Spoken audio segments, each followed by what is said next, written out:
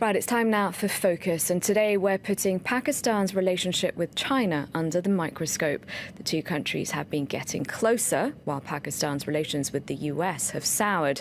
As part of an ambitious project called the China-Pakistan Economic Corridor, Beijing is investing tens of billions of dollars in Pakistan. But which nation stands to gain the most? This report from our team in Islamabad.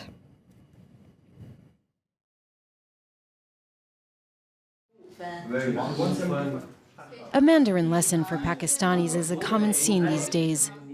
The country is in the midst of a new Chinese revolution. You may read this. 26.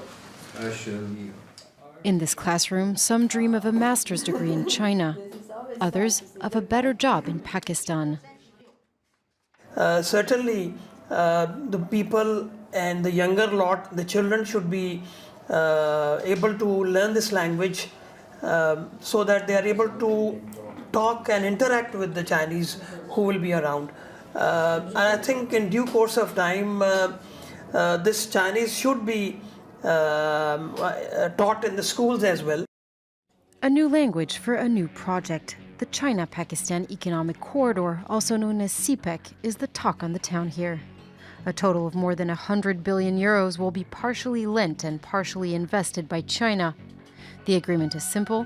For the Pakistanis, it's a way to save their troubled economy and enhance economic growth. While for the Chinese, it's an exclusive access to the Pakistani market and also an especially privileged route to the warm waters of the Indian Ocean through the Pakistani ports of Karachi and Gwadar. The port in Gwadar is already under the control of a Chinese state-owned company. Propaganda videos like this one are frequently aired on local media.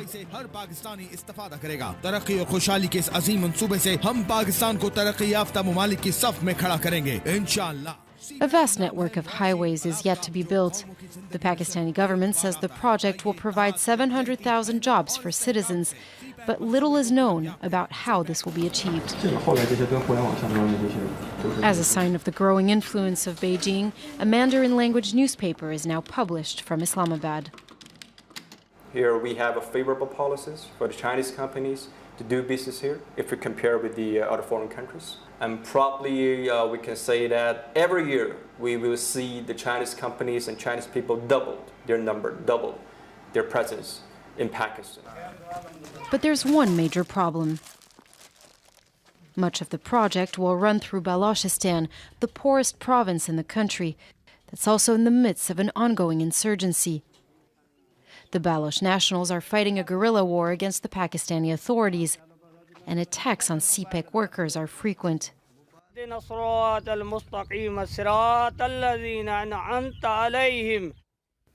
Mohammed's son was on a bridge with 7 other workers from this village when they got attacked.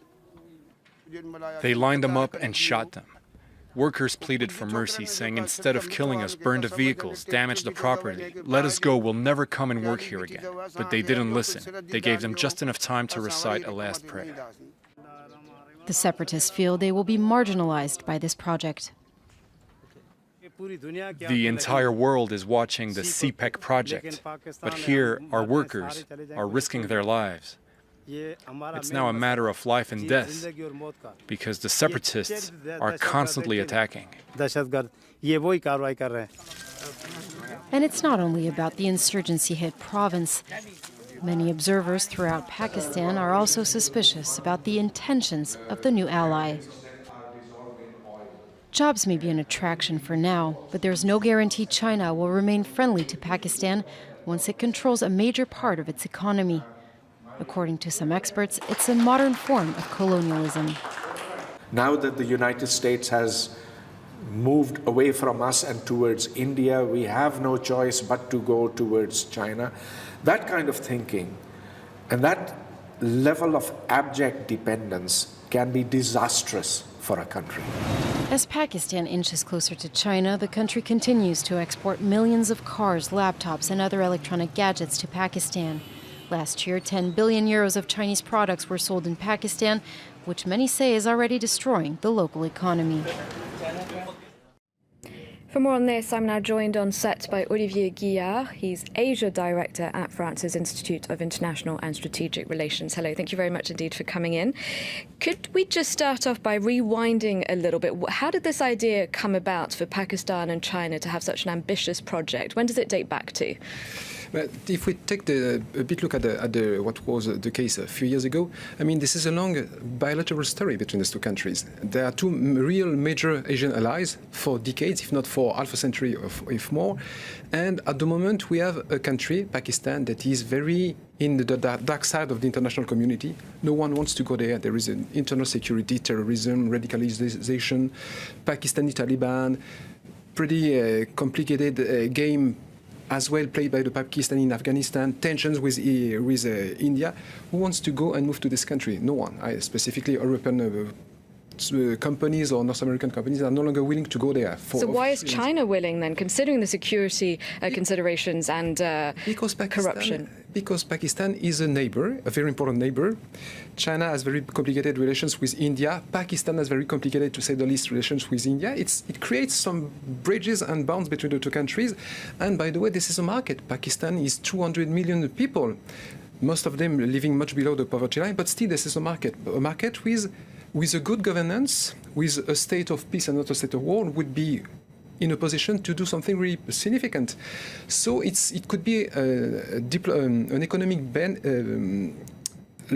situation that could benefit China, obviously. But still, at the moment, there are some problems with security. That's the case. However, Pakistan will benefit from this huge investment in the short term and in the long term. It's getting roads, it's getting highways, ports. It's electricity as well, it's power. Without any power, you cannot get access to electricity, to water. I mean, it's a country where most of the people are living in the countryside. So agriculture is water, then electricity. Only China at the moment is willing to provide the money to modernize infrastructure. So it's a major. Of course, China wants to benefit from that. The benefits, if it's not today, it should be tomorrow in economic terms, but in diplomatic and political terms, it's maybe more important for China. China wants to be in Asia, it's already the case, the power that is supposed to eventually dictate terms softly or less softly in the long term, but still, it needs to rely on allies. Pakistan is a powerful ally on that. And then when China provides assistance to Pakistan, Pakistan provides assistance to China in different way. By, for instance, being close to Beijing when it's come to talk about Tibet, about Taiwan, about human rights. Pakistan can count on China for different things, and on the other side, Beijing knows that Pakistan is there to provide any kind of assistance whenever needed in the region. At what price, though? We heard in the report that there are people suspicious of China's motives. Do they have reason to be, do you think? Would you invest $50 billion without thinking that tomorrow you need to get some dividends of that? Of course not. But China is able to provide that sort of money, waiting eventually for any kind of different type of dividends. But of course, it's not for free. It's not for free, but I think it's at the moment a pretty reasonable bet for the two countries. Okay. Tomorrow, Islamabad should be closer to Beijing when they need to be on the same path on any kind of subject. So we can assess that in the short-term future, Pakistan will be closer and closer to Beijing, specifically, as mentioned your colleague a few minutes ago, in the context where the United States, that is supposed to be the major non-Asian ally of Pakistan, in the current context, things are so different. So at the moment, Pakistan has to find another nice and powerful friend. It can only. So in a way, it doesn't have a choice. Absolutely. They cannot count on India for obvious reasons.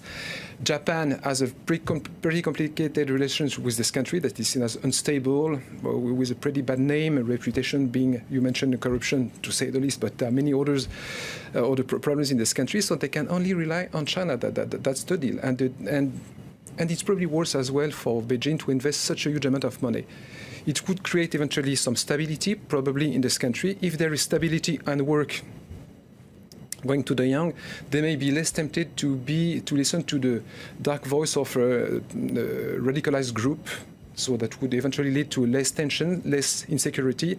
Then this country could get more stable and attractive. I understand that Chinese investors own a good chunk of the Pakistan Stock Exchange, about 40%, I was reading. What does that mean exactly? That means that when you are a Chinese company, when you are a Chinese representative, you have a word even nowadays in the Pakistani economy.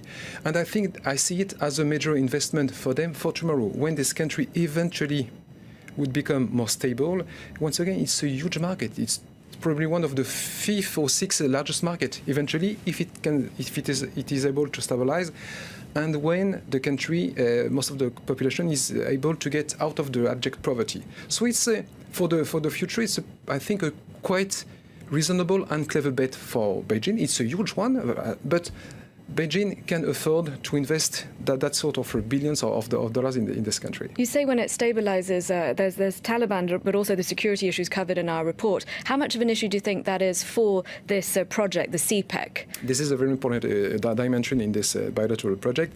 The Chinese said to, let's say, 7 years ago, when they were talking very strongly about this project, they say it's obvious that in case we agree to invest such a huge amount of money, you need to provide at least things, the workforce, the lands, and the stability and the security. If you are unable to make sure right now that 99% of the incident would be eventually, if you cannot deal with it, we even don't invest $2 in your country. So the Pakistani army, the Pakistani police, they have already budgeted, if I may say, their assistance to that.